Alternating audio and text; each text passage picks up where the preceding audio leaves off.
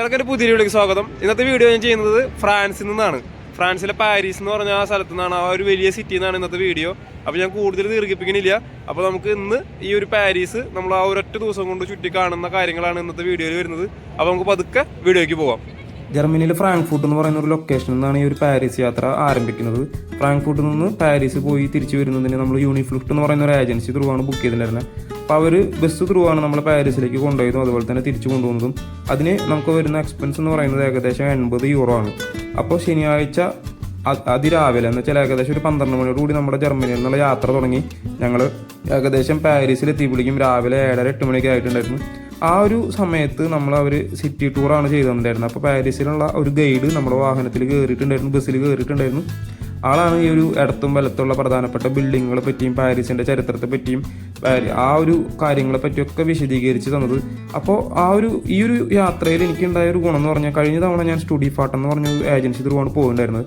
അവരിപ്പോൾ എങ്ങനെയാണ് ചെയ്യുന്നത് എനിക്കറിയില്ല. കഴിഞ്ഞ തവണ അവർ പോയപ്പോൾ പ്രധാനപ്പെട്ട സ്ഥലങ്ങളൊക്കെ നമുക്ക് ബസ്സിൽ കൂടെ കാണിച്ചു തന്നു, അല്ലാതെ നമ്മളവിടെ ഇറക്കുകയോ ആ ഒരു കാര്യങ്ങളെ പറ്റി പറഞ്ഞു തരികയോ ചെയ്യുന്നുണ്ടായിരുന്നില്ല. ഇത്തവണത്തെ ഈ യൂണിഫ്ലിഫ്റ്റിൻ്റെ യാത്രയിൽ ആ ഒരു ഗൈഡ് നമ്മുടെ ഒപ്പം തന്നെ വന്ന് നമ്മൾ ഓരോരോ പ്രധാനപ്പെട്ട സ്ഥലങ്ങൾ വരുമ്പോഴും അവിടെ ഇറങ്ങി അവിടത്തുള്ള കാര്യങ്ങളൊക്കെ ഒരു 20-25-30 മിനിറ്റ് ഒക്കെ എടുത്ത് സംസാരിച്ച് നമുക്കൊരു ഫോട്ടോസ് എടുക്കാനുള്ള സമയവും കാര്യങ്ങളൊക്കെ തന്നിട്ടുണ്ടായിരുന്നു. അപ്പോൾ അതൊരു ഇച്ചിരി കൂടി നല്ല ഒരു കാര്യമായിട്ട് എനിക്ക് തോന്നി ഈ പ്രാവശ്യത്തെ ഈ ഒരു യാത്രയിൽ യൂണിഫ്ലിഫ്റ്റിൻ്റെ. ഇത് ഈ ഒരു കാണുന്നതെന്ന് പറഞ്ഞാൽ ലോർ മ്യൂസിയമാണ്. ഇവിടെയാണ് നമ്മുടെ മൊണാലിസയുടെ ചിത്രവും കാര്യങ്ങളൊക്കെ വരുന്നുണ്ടായിരുന്നത്. പക്ഷേ ഒരുപാട് നേരം ക്യൂ നിന്നാൽ മാത്രമാണ് നമുക്ക് അതിൻ്റെ ഉള്ളിലേക്ക് പോകാൻ പറ്റുള്ളൂ. നമ്മളിവിടെ കാണുന്നത് വലിയൊരു ക്യൂ ആയിരുന്നു. കാരണം ഈ ഒരു മൊണാലിസയുടെ ചിത്രങ്ങളും അതുപോലെ തന്നെ ഒരുപാട് ഡ്രോയിങ്സുകളും കുറേ കാര്യങ്ങളൊക്കെ അവിടെ ഉണ്ട്. പക്ഷെ അത് കാണണമെങ്കിൽ നമ്മൾ ഒരുപാട് നേരം ക്യൂ നിൽക്കേണ്ടി വരും.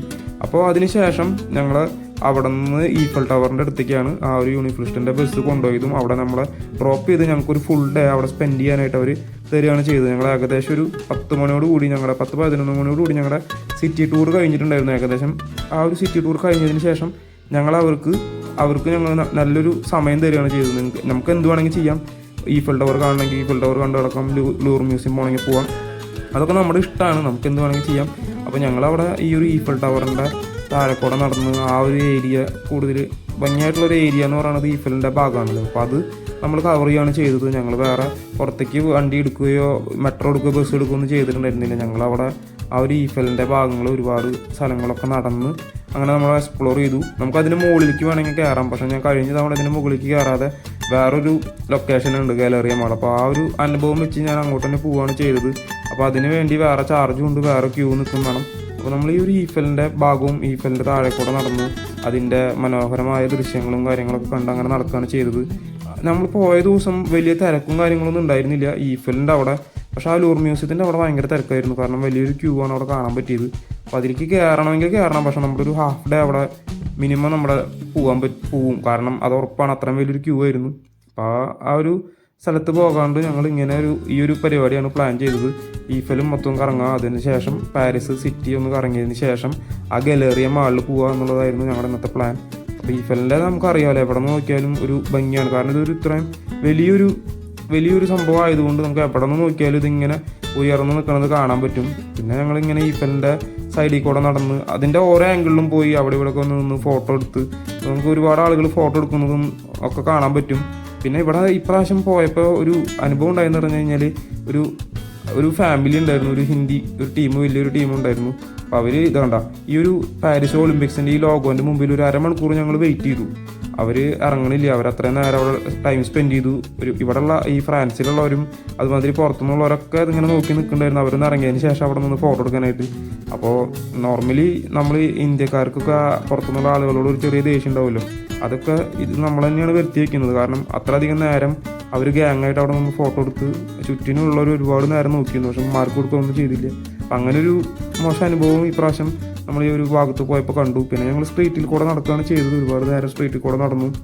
പിന്നെ ഉച്ചയായപ്പോൾ ഞങ്ങൾ മക്ഡൊണാൾഡ്സിൽ കയറിയിട്ട് ഫുഡും ഈ ഒരു ബർഗറും കാര്യങ്ങളൊക്കെയാണ് കഴിച്ചത്. അതിനുശേഷം പിന്നെ ഞങ്ങൾ ഇങ്ങനെ യാത്ര തുടർന്നു. അപ്പോൾ ഈ ഒരു പാരീസിൻ്റെ ഗാലറിയ മാളിനെ പറ്റി കേട്ടിട്ടുണ്ടെങ്കിലും കഴിഞ്ഞ തവണ ഞാൻ പോയിട്ടുണ്ടെങ്കിലും എനിക്ക് അങ്ങനെ കൃത്യമായിട്ട് ഉള്ളൊരു വഴി കാര്യങ്ങളൊന്നും അറിയില്ല. അപ്പോൾ ഞാൻ മാപ്പൊക്കെ ഇട്ട് പോയി. പക്ഷേ തെറ്റി വേറൊരു മാളിലാണ് കയറിയത്. അതിൻ്റെ തൊട്ടടുത്ത് തന്നെ വേറൊരു മാളിലാണ് കയറിയത്. അതിൻ്റെ മുകളിൽ നിന്നും പാരീസിൻ്റെ മനോഹരമായൊരു ദൃശ്യമുണ്ട്. പക്ഷേ ഞാൻ കഴിഞ്ഞ തവണ കണ്ടത് ഇതല്ല എന്നുള്ളൊരു കാര്യം എനിക്ക് തോന്നിയിരുന്നു. അതിനുശേഷം ഞാൻ ആ ഒരു മാളിൻ്റെ പിക്ചർ കാണിച്ചു കൊടുത്തു. അവിടെ നിൽക്കുന്ന ഒരു സ്റ്റാഫിന് കാണിച്ചു കൊടുത്തപ്പോൾ അവർ ഞങ്ങൾക്ക് പറഞ്ഞു തന്നു, ഇതല്ല, ഇതിൻ്റെ തൊട്ടപ്പുറത്ത് ആ ഒരു ഡോറിൽ കൂടെ കയറിയാലാണ് നിങ്ങൾക്ക് ഞാൻ ആ ഒരു പറഞ്ഞ വ്യൂ കിട്ടുള്ളൂ. ആ ഒരു രീതിയിൽ അവർ പറഞ്ഞു തന്നു. അതുപോലെ തന്നെ ഈ ഒരു മാളിൽ ഒരുപാട് ഫോട്ടോസ് എടുക്കുന്ന പരിപാടികൾ, അതുപോലെ തന്നെ മേക്കപ്പ് ചെയ്യുന്ന പരിപാടികൾ, അങ്ങനെ കുറേ കാര്യങ്ങളുണ്ടായിരുന്നു. അപ്പോൾ ഞങ്ങളതൊക്കെ കണ്ടു നടന്നു. അതിനുശേഷം അവർ പറഞ്ഞ പോലെ ഞങ്ങൾ എക്സിറ്റ് അടിച്ച് അപ്പുറത്തെ ഡോറിൽ കൂടെ പോയപ്പോൾ ഞാൻ ആ പറഞ്ഞ ഗലേറിയ മാളിലേക്ക് എത്തി. ഇതിന് മുകളിൽ നിന്നാണ് പാരീസ് മൊത്തത്തിൽ കാണാൻ പറ്റുക. പക്ഷെ ഞങ്ങൾ പോയ ഈ ഒരു സമയം എന്ന് പറയുന്നത് സമ്മർ ആയതുകൊണ്ട് ഇതിൽ ഡേ ടൈം കൂടുതലായതുകൊണ്ട് നമുക്ക് ആ ഒരു ഭംഗിയുള്ള ഫുൾ ലൈറ്റിംഗ് ആയിട്ടുള്ള ഒരു വ്യൂ കിട്ടിയില്ല. കാരണം കഴിഞ്ഞ തവണ ഞാൻ വന്നപ്പോൾ സമ്മറിലായിരുന്നില്ല, വിൻ്ററിലായിരുന്നു. അതുകൊണ്ട് രാത്രി സമയം കൂടുതലായതുകൊണ്ട് പുറത്തേക്ക് വന്നപ്പോൾ ഒരുപാട് നമുക്ക് നല്ല ലൈറ്റൊക്കെ ഇട്ട് ഭംഗിയിൽ കാണാൻ പറ്റി. അപ്പോൾ ഇത്തവണ നമ്മൾ ഈ ഒരു പകലുള്ള ഒരു വ്യൂ ആണ് കണ്ടത്. അതുപോലെ തന്നെ ഞങ്ങൾ നമ്മുടെ ഈ ഒരു യൂണിഫ്രൂട്ട് ഏജൻസി പറഞ്ഞിട്ടുണ്ടായിരുന്നു 9 മണിക്കെങ്കിലും ലാസ്റ്റ് ബോട്ടിങ് എടുക്കണം എന്നുള്ളത്.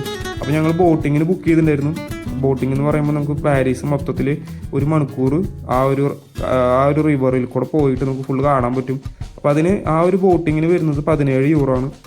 അപ്പോൾ ഞങ്ങൾ ആ ഒരു ഗലേറിയ മാളിൽ നിന്നുള്ള വ്യൂ ഒക്കെ കഴിഞ്ഞതിന് ശേഷം പതുക്കെ നടന്ന് ഈഫലിൻ്റെ അടുത്തേക്ക് തന്നെ എത്താണ് ചെയ്തത്. ഈഫലിൻ്റെ അടുത്ത് കൂടെയാണ് ആ ഒരു കനാൽ കൊടുക്കുന്നത്. ഈ കനാലിൽ കൂടെയാണ് ബോട്ടിങ്. അത് എപ്പോൾ വേണമെങ്കിൽ നമുക്ക് നടത്താം. ആ ബോട്ടിങ് രാവിലെ നടത്തണമെങ്കിൽ രാവിലെ നടത്താം. പക്ഷേ രാത്രി പോകുന്നതിന് ഒരു പ്രത്യേക ഭംഗിയായതുകൊണ്ട് നമ്മൾ രാത്രിയാണ് ചൂസ് ചെയ്തത്. അപ്പോൾ ഞങ്ങൾ വെയിറ്റ് ചെയ്ത് ഞങ്ങൾ പോയ ദിവസം സൺസെറ്റ് ഏകദേശം 8:36 8:36 കഴിയുന്നതിനോട് കൂടി ഞങ്ങൾ ആ ഒരു 9 മണിയുടെ സ്ലോട്ടിൽ നമ്മൾ ആ ബോട്ടിങ് കയറി. ബോട്ടിങ് കഴിഞ്ഞ തവണ ഞാൻ പോയപ്പോൾ 10 യൂറോ ആയിരുന്നു. അത് ഈ തവണ പോയപ്പോൾ 17 അപ്പോൾ ആ ഒരു ബോട്ടിങ്ങിൽ നമുക്ക് ഒരുപാട് കാര്യങ്ങളൊക്കെ കാണാൻ പറ്റും. തണുപ്പ് പ്രശ്നമുള്ളവർക്ക് താഴെ ഇരിക്കാൻ പറ്റും. അതല്ല മുകളിലിരുന്ന് നമുക്കിതൊക്കെ ആസ്വദിക്കണമെങ്കിൽ ആസ്വദിക്കാം. ഈഫിൽ കത്തി നിൽക്കുന്നത് ഇങ്ങനെ നല്ല ഭംഗിയായിട്ട് ഇങ്ങനെ നിൽക്കുന്നത് നമുക്ക് കാണാൻ പറ്റും. അതേപോലെ തന്നെ നമുക്ക് ആ ഒരു താഴെ കമൻട്രി അല്ല, മീൻസ് ആ ഒരു ഇത് കേൾക്കാൻ പറ്റും. അവർ സംസാരിക്കുന്നുണ്ടാവും നമുക്ക് ഈ ഒരു കാര്യങ്ങളെ പറ്റിയിട്ട്, നമ്മുടെ ഇടത്ത് വരുന്നത് എന്താണ്, വലത്ത് വരുന്നത് എന്താണെന്നുള്ള വിവരണങ്ങൾ ഫ്രാൻസിൻ്റെ ആ ഒരു ഫ്രഞ്ച് ഭാഷയിലും അതുപോലെ തന്നെ ഇംഗ്ലീഷിലും നമുക്ക് തരുന്നുണ്ടാവും.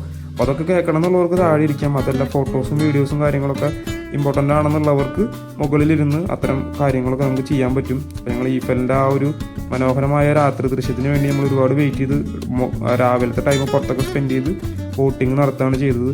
അപ്പോൾ ഈ ഒരു ഈഫൽ ടവർ പാരീസ് യാത്ര എന്ന് പറയുന്നത് ഇതാണ്. അതിനുശേഷം ഞങ്ങൾ ബസ്സിൽ കയറി രാവിലെ ആകുമ്പോഴേക്കും ജർമ്മനിയിൽ എത്തുകയാണ് ചെയ്തത്. ഇതാണ് നമ്മുടെ ആ ഒരു പാരീസിൻ്റെ വീഡിയോ വരുന്നത്. ഈ ഒരു വീഡിയോ നിങ്ങൾക്ക് ഇഷ്ടപ്പെടുകയാണെങ്കിൽ എന്തായാലും ലൈക്ക് ചെയ്യാനും ഷെയർ ചെയ്യാനും സബ്സ്ക്രൈബ് ചെയ്യാനും ഒന്നും മറക്കരുത്. അപ്പോൾ എല്ലാവർക്കും ഒന്നും കൂടി ഈ ഒരു വീഡിയോ ഇഷ്ടപ്പെട്ടു എന്ന് കരുതുന്നു. അപ്പോൾ നമുക്കിനി അടുത്ത വീഡിയോയിൽ കാണാം. ബൈ.